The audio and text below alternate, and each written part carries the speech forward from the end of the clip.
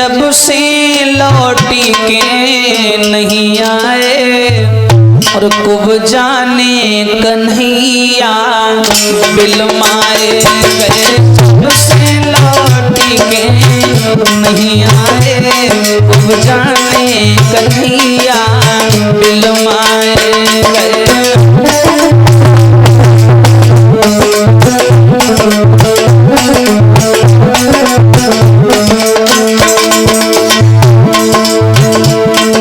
जब से लौटी के नहीं आए कुब जाने कन्हैया बिलमाए।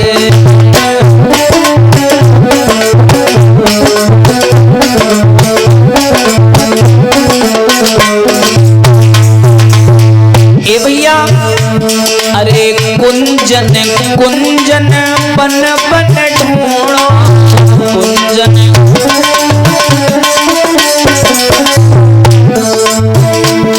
अरे कुंजन कुंजन बन बन ढूंढो कुंजन। हाँ भैया अरे अखियन में असुआ भर आए अखियन में असुआ भर आए कुब जाने कन्हैया बिलमाए।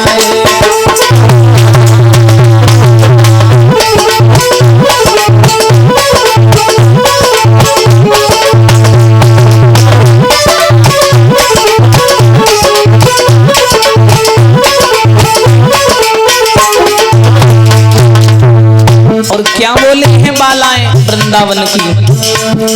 अरे हमसे कही गए माघ सुदी की हमसे कही गए।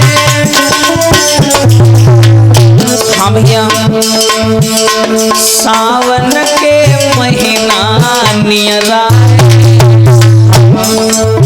अरे फागुन के महीना नियरा वो जाने कन्हैया बिलमाए।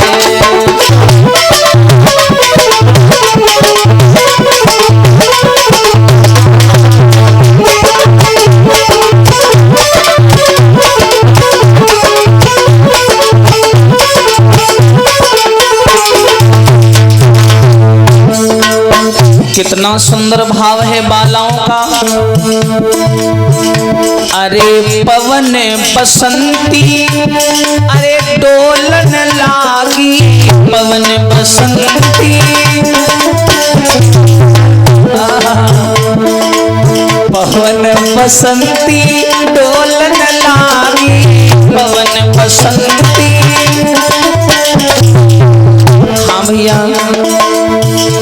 अरे पीली सरसों लहरा अरे पीली सरसों लहराए वो जाने बिलमाए।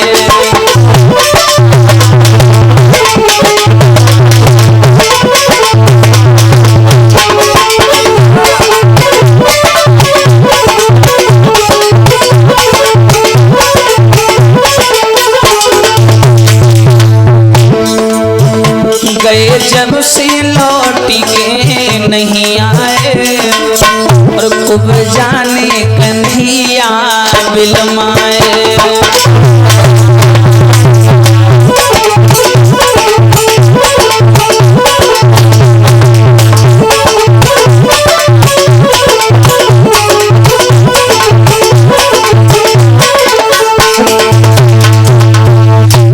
सब बालाएं मन में विचार करती हैं कि श्याम सुंदर की एक आदत से हम लोग अच्छी तरह रूबरू थे और वो आदत थी नई चीज मिलने के बाद में पुरानी को भूल जाना।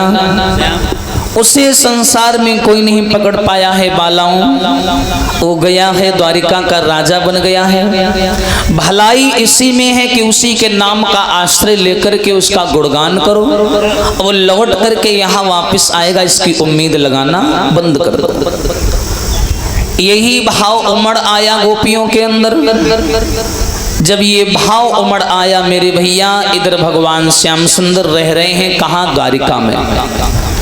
एक दिन की बात है, भगवान कन्हैया ने द्वारिका में देखा एक पेड़ के ऊपर एक मादा पक्षी बैठी है जिसने चिड़िया के बच्चों को जन्म दिया। जन्म देने के बाद में भगवान श्याम सुंदर ने देखा, उसने उस बच्चों का लालन पालन करना शुरू कर दिया। और जैसे ही वो बच्चे सयाने हुए, चिड़िया के बच्चे अपने पंख फैलाए और पंख फैला के उड़ गए। लेकिन उन जो मादा पक्षी है वो रो रही है, क्योंकि उसे बुढ़ापे में अपनी बच्चों की आवश्यकता है। और हर बुढ़ापे में माँ बाप को बेटों का लाठी के रूप में सहारा होता है। जैसे ये पंख फैला करके उड़े, मादा पक्षी रोने लगी चोंच फैला फैला कर। ये नजारा भगवान श्याम सुंदर ने देखा तो इनको वृंदावन की याद आ गई। सोचने लगे ठीक ऐसा ही मैंने किया है वृंदावन वालों के साथ, क्योंकि यशोदा मैया का मैं सगा बेटा तो हूं नहीं, कहां से लाए पाला पोसा बड़ा कर दिया और आज मैं इन्हीं को छोड़ के चला आया। रोने लगे भगवान मुरलीधर। तब तक क्या हुआ, गुरु बृहस्पति जी के शिष्य और श्याम सुंदर के प्रिय सखा श्री उद्धव जी का आगमन हो गया। जैसे ही उद्धव जी आए हैं, रोता हुआ देखा, पूछा है मुरलीधर, इस समय चारों ओर आतंक छाया है तुम्हारे खिलाफ, तो तुम्हारी आंखों में आंसू हैं, क्या मतलब है? भगवान कन्हैया बोले, उद्धव एक बात कहें क्या? मुझे याद आ रही है। याद आ रही है? किसकी याद आ रही है? वृंदावन वालों की। तुम मेरा एक काम कर दोगे? बताइए कौन सा काम करना है? सुनिए। अरे मेरे उद्धव, अरे उद्धव वृंदावन जइयो, और जाई के मैया सो कहियो, यादी करती तेरी सांवरो।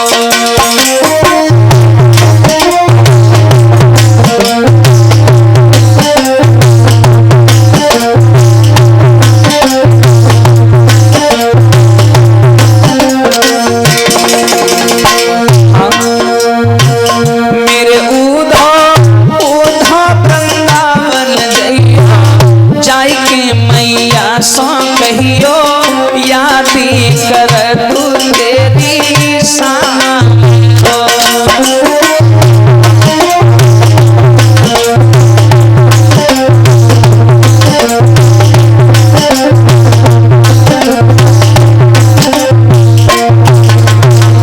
ए उद्धव, वृंदावन चले जाओ।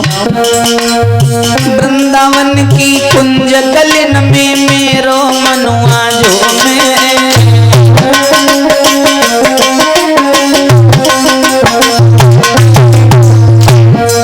अरे वृंदावन की कुंज गलन में मेरो मनुआ जो में।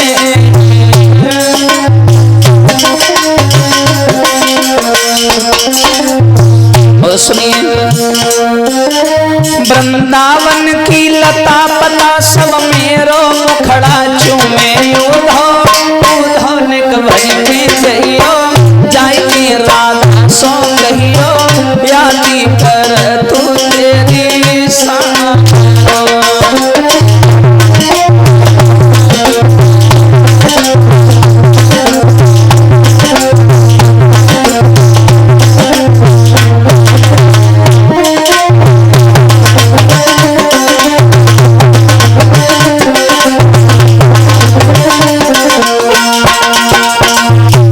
सुनिए श्रीमान उद्धव जी, आप एक काम करिए, हमारा पत्र लेकर के चले जाइए। कहाँ? वृंदावन। उद्धव जी ने जवाब दिया है, ऐसा क्या है उस वृंदावन में जिसके लिए इतना परेशान हो? अरे द्वारिका में देखो, राजा हो, राजसी ठाट बाट है तुम्हारे, और कहाँ उस ऊबड़ खाबड़ वृंदावन की तुम्हें याद आ रही है? क्या हो गया तुम्हें मुरलीधर? भूल जाइए उस वृंदावन को। हाँ, कुछ नहीं उस वृंदावन में। अरे तुम्हें चाहने वालों की अगर कमी नजर आ रही है क्या द्वारिका में? लाखों करोड़ों तुम्हें यहाँ चाहने वाले हैं, और सबसे ज्यादा तो मैं ही तुम्हें चाहता हूँ, और मुझसे ज्यादा तो पूरे संसार में तुम्हें कोई नहीं चाहता होगा। जो ये शब्द सुने भगवान कन्हैया जान गए कि उद्धव जी को अपने प्रेम पर अभिमान है। अभी शायद उद्धव जी ने चार दीवारी के बाहर निकल के ये नहीं जाना कि प्रेम वस्तुतः परतंत्र नहीं स्वतंत्र होता है। प्रेम एक भंवरा का दर्पण होता है जो जाने कब किस कली पर बैठ जाए। और उद्धव जी को एकमात्र स्थायी लगता है ये प्रेम कि हम ही चाहते हैं। नहीं मालूम है उद्धव जी को, और समझ में आ जाएगा। कन्हैया अंदर गए, 2 पत्र लिख करके लाए। एक पत्र प्रेम दीवानी राधा और गोपियों के लिए, एक पत्र लिखा है मैया यशोदा नंद बाबा व रोहिणी के लिए। लिखने के बाद में पत्र लाए और उद्धव के हाथ में दिया, कहा चले जाओ, चले जाओ। अरे उद्धव सुनो मेरी, हाँ, अरे पाती लेके ब्रज में जइयो, उद्धव सुनो मेरी।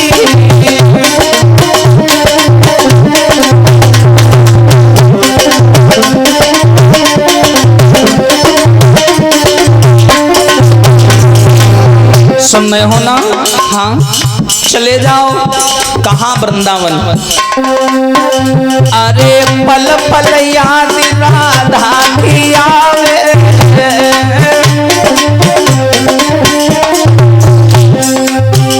अरे खाना तक नहीं हमें सुहावे,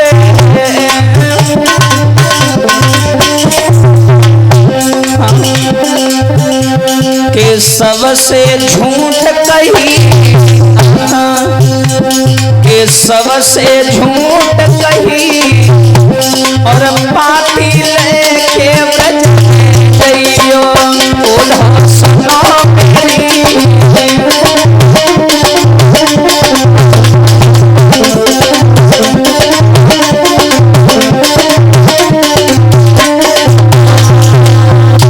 ऐसा करिए, वृंदावन चले जाओ और जाकर के मैया यशोदा, प्रेम दीवानी राधा, इन सभी को समझाना, पत्र दे करके आओ।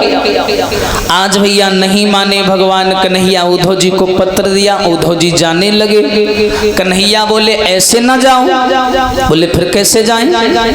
भगवान श्याम सुंदर बोले अगर ऐसी हालत में जाओगे तो वृंदावन का कोई भी ग्वाल बाल तुमसे बोलना तो दूर, पत्र लेना तो दूर, कोई तुमसे बात भी नहीं करेगा। क्यों क्यों क्यों ऐसा क्यों है? कन्हैया बोले अगर वृंदावन जाना है और सम्मान पाना है तो मेरा रथ लेकर के जाओ, मेरे वस्त्रों को पहन करके जाओ, मेरा मोर मुकुट धारण करके जाओ, और मेरी काली कमली डाल करके जाओ। तभी वृंदावन वाले तुम्हें सम्मान की दृष्टि से देखेंगे।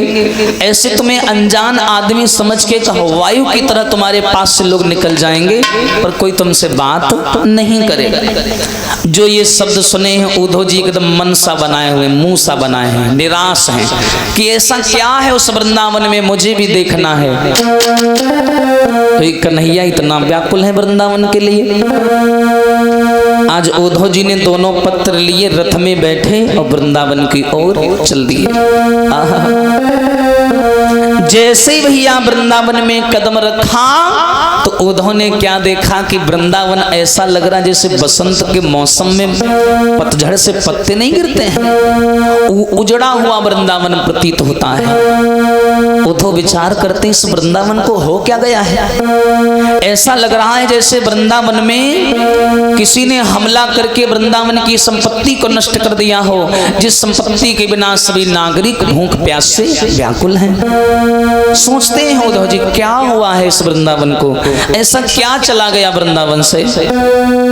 एक ग्वाल को देखा उद्धव जी ने, जो एक वटवृक्ष के नीचे बैठा है, सभी उसके सखा हैं, और वो ग्वाल बालों से रो रो के कहता है भैया कुछ पता चला कन्हैया दादा कब आएंगे? नहीं पता चला। रोने लगा वो।